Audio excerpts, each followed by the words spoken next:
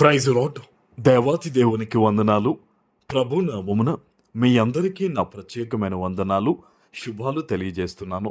మరి గమనించండి, ఈ నెల 7వ తారీఖున క్యాన్సర్తో బాధపడుతున్న 32 మందికి ఒక దినమంతా కూడా మనం ఆహారాన్ని ఇవ్వబోతూ ఉన్నాం.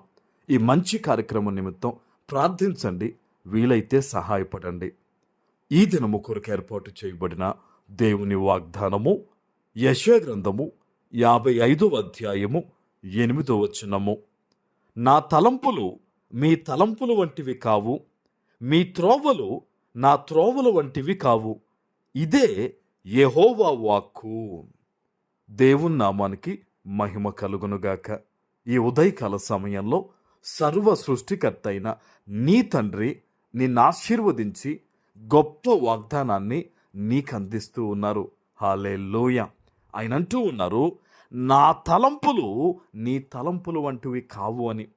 ఈ నూతన నెలలో అడుగుపెట్టో ఈ 3వ దినాన్న నువ్వు అనుకుంటున్నావు, నా జీవితంలో ఎలా జరుగుతుంది ఇది, ఈ కార్యము దేవుడు ఎలా జరిగిస్తారు, ఈ ఇబ్బంది నుంచి దేవుడు నన్ను ఎలా విడిపిస్తారు, నూతనమైన దీవెనలు వాగ్దానాన్ని నేను పొందుకున్నాను కదా, ఎలా నా జీవితంలో నెరవేరుతాయని నువ్వు ఆలోచన చేస్తున్నావేమో. దేవుడు నీతో మాట్లాడుతున్నారు. నువ్వు ఏదైతే ఆలోచన చేస్తున్నావో, ఆ తలంపులు కలిగి ఉన్నావో అవి దేవుని తలంపులు వంటివి కావంట. ఎందుకంటే దేవునికి ఒక ప్రణాళిక ఉంది.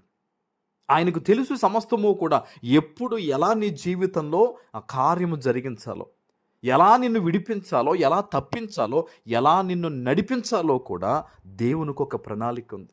మీరు ఆలోచించండి, ఇశ్రాయేలీలందరూ ఎర్ర సముద్రం దగ్గరికి వచ్చి ఆగిపోయినప్పుడు వారికి మార్గము కనిపించలేదు. వారెన్నడూ కూడా ఆలోచించలేదు సముద్రము సైతము దేవుడు చీల్చగలడని. దేవుని ఆలోచన ఏమై ఉంది? సముద్రాన్ని చీల్చి దానిని అటు ఇటు గోడగా నిలబెట్టి ఆరిన నేల మీద దేవుడు తన బిడ్డల్ని సముద్రపు మధ్యలో నడిపించాడు. ఆ దేవుడు ఎంత అద్భుతమైన కార్యం చేశాడు ఆ రోజు. ఈరోజు నీ జీవితంలో కూడా నువ్వు కేవలం విశ్వాసం మీద ఆధారపడు.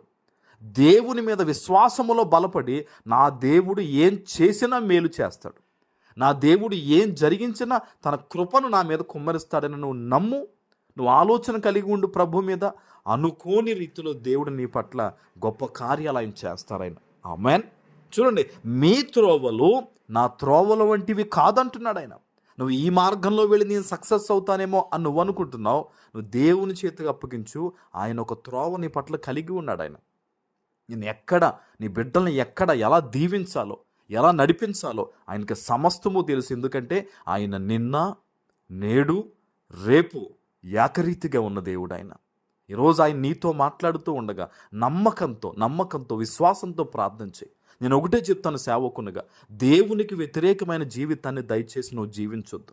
నీ మాట, నీ చూపు, నీ తలంపులు, నీ నడవడిక, నీ ఉద్యోగము, నీ వ్యాపారం అంతటిలో కూడా దేవుడు చూస్తున్నాడన్న భయభక్తులు కలిగి నువ్వు అడుగులకు ముందుకు వేయి. ఆయన మీద ఆధారపడి భయభక్తులు కలిగి జీవించు. తన యందు భయభక్తులు కలిగిన వారిని దేవుడు ఆశీర్వదించకుండా ఉండలేడు. ఆయన ఇచ్చుట యందు సంతోషించువాడు. నీ జీవితాన్ని సేవకునిగా చెప్తున్నాను, ఉపవాసం ఉండి అందరి ముందు కూడా దేవుడు ఘనంగా హెచ్చించబోతూ ఉన్నాడు. అనేక మంది ఎదుట నీ ద్వారా ఆయన నామానికి త్వరలో మహిమ కలగబోతుంది. ఆమేన్. ప్రార్థన చేసుకుందాం. పరిశుద్ధుడా, ప్రేమ కలిగిన తండ్రి, మీకు వందనాలు. ఈ ఉదయకాల సమయంలో మీరిచ్చిన గొప్ప వాగ్దానము ప్రతి బిడ్డ జీవితంలో నెరవేర్చి స్థిరపరచమని యేసు నామమున ప్రార్థిస్తున్నాను తండ్రి. ఆమేన్.